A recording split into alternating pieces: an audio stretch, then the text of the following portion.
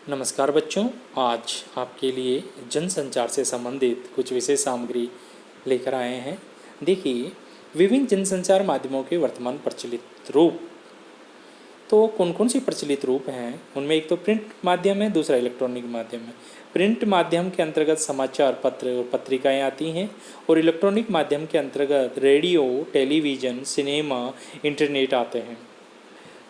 Print अर्थात मुद्रित माध्यम जनसंचार के आधुनिक माध्यमों में सबसे प्राचीन है। वास्तव में आधुनिक युग का आरंभ ही मुद्रण अर्थात छपाई के आविष्कार से हुआ है। वैसे तो मुद्रण का आरंभ चीन से हुआ, लेकिन इसके आविष्कार का श्रेय जर्मनी के गुटेनबर्ग को जाता है। तो ये जनसंचार के दो माध्यम है, प्रिंट माध्यम और इलेक्ट्रॉनिक माध्यम। और प्रिंट माध्यम सबसे प्राचीन है और इसके साथ ही आधुनिक युग की क्या हुई, शुरुआत हुई। आगे देखते हैं। जनसंचार से संबंधित शब्दावली, पेज 3। ऐसी पत्रकारिता जिसमें फैशन धनिक वर्ग के समारोह है, जाने माने व्यक्तियों के जीवन के बारे में बताया जाता है।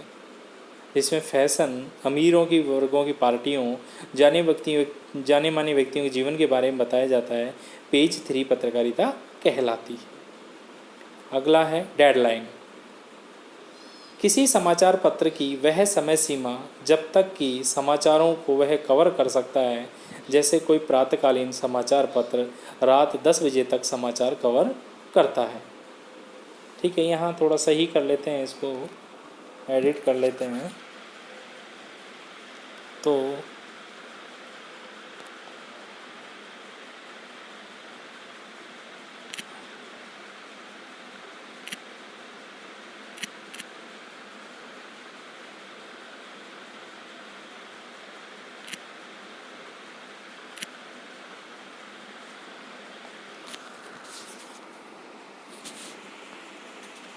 तो डेडलाइन किसी समाचार पत्र की वह समय सीमा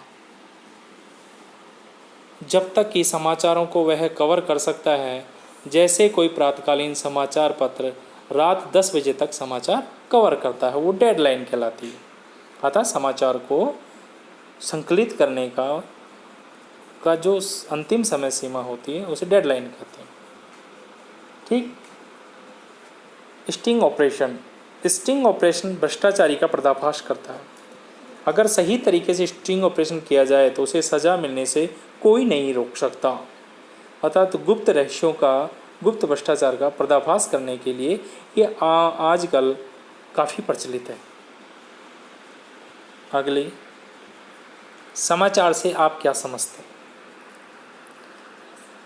बड़ी इंपॉर्टेंट है, समाचार होता क्या है। समाचार किसी भी ऐसी ताज़ा घटना, विचार, समस्या की रिपोर्ट है। किसी ऐसी ताज़ा घटना, विचार, समस्या की रिपोर्ट है जिसमें अधिक से अधिक लोगों की रुचि हो, जिसका अधिक से अधिक लोगों पर प्रभाव पड़ता हो, जिसमें अधिक से अधिक लोगों की रुचि हो और जिसका अधिक से अधिक लोगों पर प्रभाव पड़ता हो, वो कहलाता है समाचार। ठीक है, एक रिपोर्ट है किसकी, ताज़ा घटना की, ताज़ा विचार की और समस्या की, जिसमें अधिक से अधिक लोगों की रुचि हो, जिसका अधिक से अधिक लोगों पर प्रभाव पड़ता हो। अब इंटरनेट पत्रकारिता के दो लाभ। इंटरनेट के माध्यम से किसी भी समय हम स्वयं को अपडेट कर सकते हैं। इंटरनेट के द्वारा बहुत कम समय में अधिक से जानकारी सहज उपलब्ध हो जाती है। अगली शब्दावली है एंकर बाइट। घटना स्थल से प्रत्यक्षदर्शियों के कथन को एंकर बाइट कहते हैं। घटना स्थल से प्रत्यक्षदर्शियों के कथन को एंकर बाइट कहते हैं। अगर एंकर है जो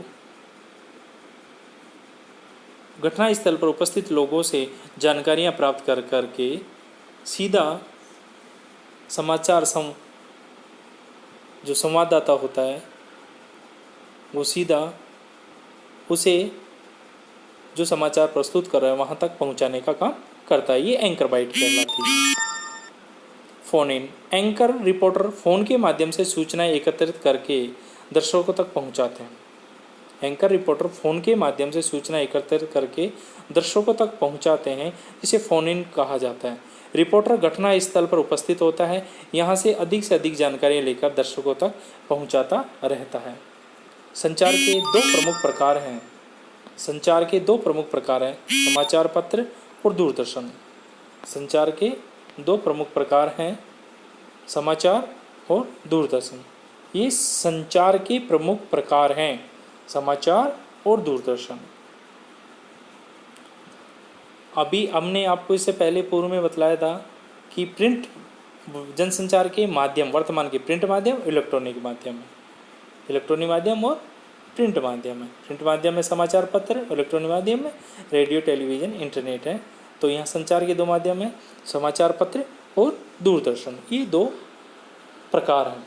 फ्रीलांसर पत्रकार। फ्रीलांसर पत्रकार वह होता है जो किसी भी समाचार पत्र से अनुबंधित नहीं होता है, बल्कि वह विभिन्न समाचार पत्रों में लिखित लेख के आधार पर लिखता है।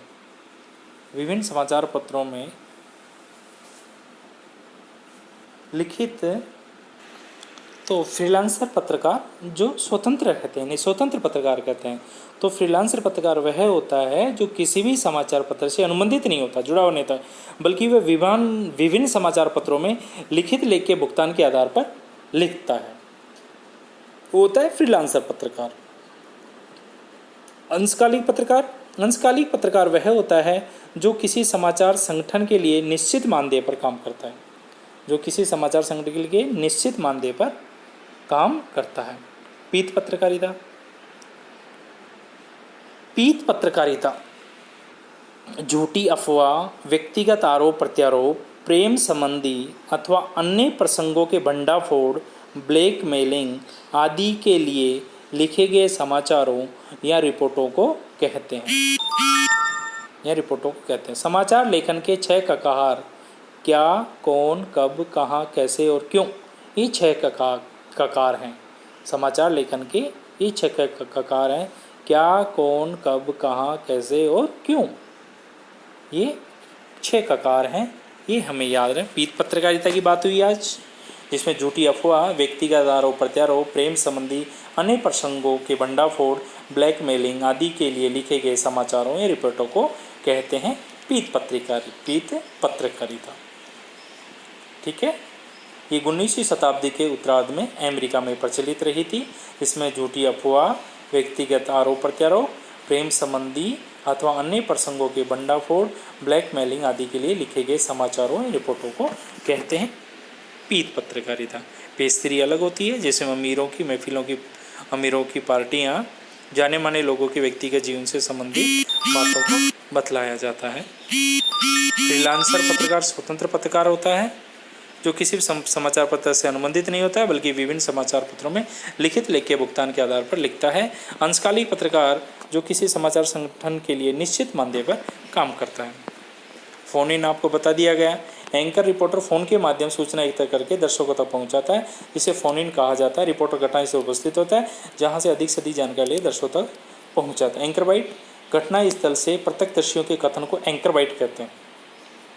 घटना स्थल से जो वहाँ संवाददाता होता है वो सीधा वहाँ के लोगों से बातें पूछता है और सीधे अपने जो प्रसारण संवाददाता होता है वहाँ तक बात को भेजता है। इंटरनेट पत्रकारिता के आपको लाभ बता दें, स्वयं को अपडेट करना होता है और कम समय में अधिक जानकारी सहज ही उपलब्ध हो जाती है। समाचार किसे कहते हैं, ये बहुत इंपॉर्टेंट है। किसी भी ऐसी ताज़ा घटना, विचार, समस्या की रिपोर्ट है, किसी भी ताज़ा घटना, समस्या, विचार की रिपोर्ट है जिसमें अधिक से अधिक लोगों की रुचि हो, जिसका अधिक से अधिक लोगों पर प्रभाव पड़ता हो, वो समाचार की श्रेणी में आता है। डेडलाइन आपको बता दिया गया, किसी समाचार पत्र की वह समय सीमा जब तक कि समाचारों को वह कवर कर सकता है, जैसे कोई प्रातकालीन समाचार पत्र रात 10 बजे तक समाचार कवर करता है तो समाचारों को कवर कर सकता है, वो समय सीमा कहलाती है डेडलाइन। स्टिंग ऑपरेशन भ्रष्टाचारी का पर्दाफाश करता है, ये आजकल काफ़ी प्रचलित। अगर सही तरीके से ऑपरेशन किया गया तो सज़ा मिलने से कोई नहीं रोक सकता अपराधी को। पेज 3 पत्रकारिता बात हो गई आपको। ये प्रिंट वर्तमान के प्रचलित रूप हैं, प्रिंट माध्यम और इलेक्ट्रॉनिक माध्यम। प्रिंट माध्यम में समाचार पत्र पत्रिकाएँ और इलेक्ट्रॉनिक माध्यम रेडियो, टेलीविज़न, सिनेमा, इंटरनेट है। ठीक, इतनी बात आपको समझ में आई होगी। धन्यवाद।